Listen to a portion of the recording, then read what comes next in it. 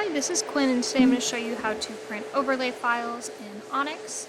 So I've started by opening my job over here and making sure that I've got the material loaded and the laminate set up as well. I'm going to go over here in ONYX and click Open on the top left.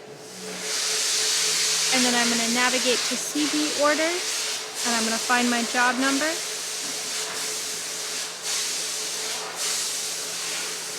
And then this one is my print file up here. This one is a CNC cut file. So I'm going to select the print file and change my quick set to overlay calendared because this is a calendared material that I'm printing on.